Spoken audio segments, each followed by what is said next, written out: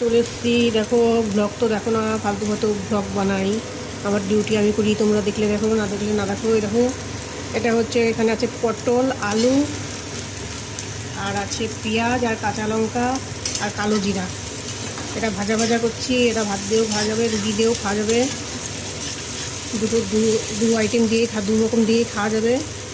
আর দেখো সবজি কেটেছি, এক গামলা সবজি।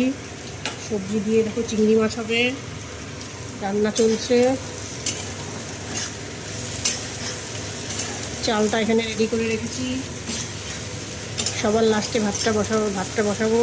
আগে আগে ভাত করলে ভাত নষ্ট হয়ে যাবে আর ঠান্ডা হয়ে যাবে। আর ঠান্ডা ভাত ভালো লাগে না, তোমরা সবাই জানো হয়তো। আমার তো ভালো লাগে না, তোমাদের কেমন লাগে জানি না। ঢাকা দিয়ে দিয়ে ভাজবো, তাতেই হয়ে যাবে।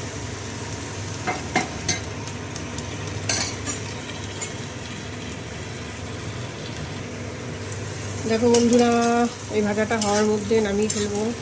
আর একটু নাড়াচাড়া করতে হবে। লঙ্কা দিয়েছি অনেকগুলো, একটু ঝাল ঝাল না হলে ভালো লাগবে না, রুটি দিয়েও ভালো লাগবে না, ভাত দিয়েও ভালো লাগবে না।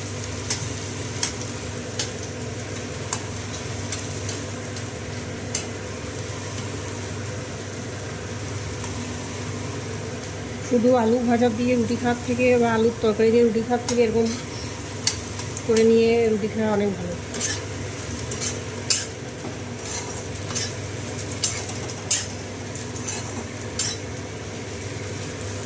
ঢাকা দিয়ে দিয়ে ভাজলাম বলে তাতেই হয়ে গেল, নাহলে আরও সময় লাগতো। এখনও পটলটা, কিছু কিছু পটল এখনও শক্ত আছে, আর একটু নাড়তে হবে।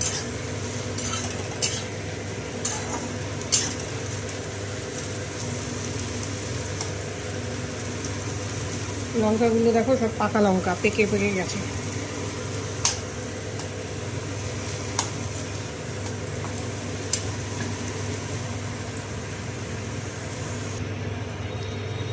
দেখো বন্ধুরা, ওই ভাজাটাও হয়ে গেছে, চিংড়ি মাছগুলো ভাজা হয়ে গেছে। এবার 5 ফোড়ন দিয়েছি।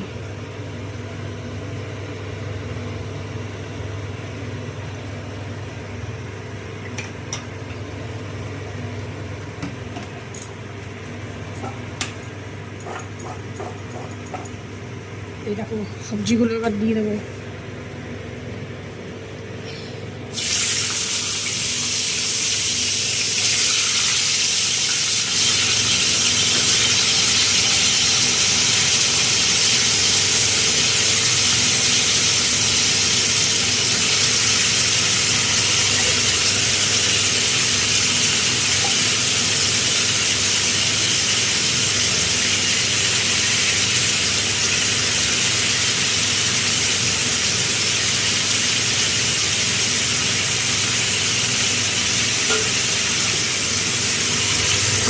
এরকম সবজি চিংড়ি খেতে দারুণ টেস্ট লাগে।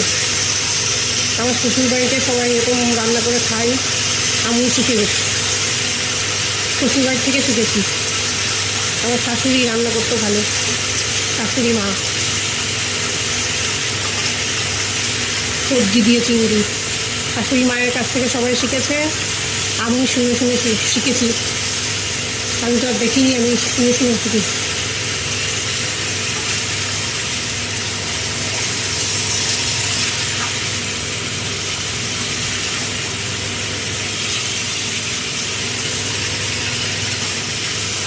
শাশুড়ি মা তো এখন পৃথিবীতে নেই, আর শাশুড়ি মা থাকতো অন্য জায়গাতে, অনেক দূরে। আমি যেখানে থাকি তার থেকে অনেক দূরে, অন্য দেশে, বাংলাদেশে থাকতো, আর আমি থাকি ইন্ডিয়া।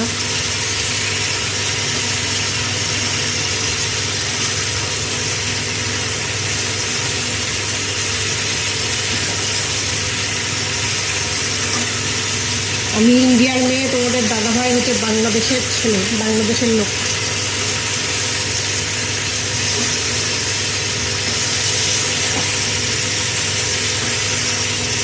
শাশুড়ি মায়ের রান্নার গল্প শুনে শুনে শিখেছি, যেটুকু পারে শিখেছি।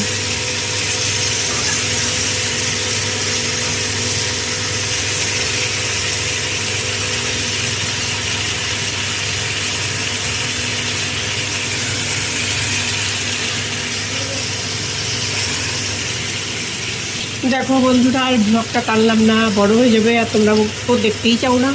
ফালতু ফালতু বড় ব্লগ করে কী হবে, এখানেই শেষ করছি। টাটা, সবাই ভালো থেকো।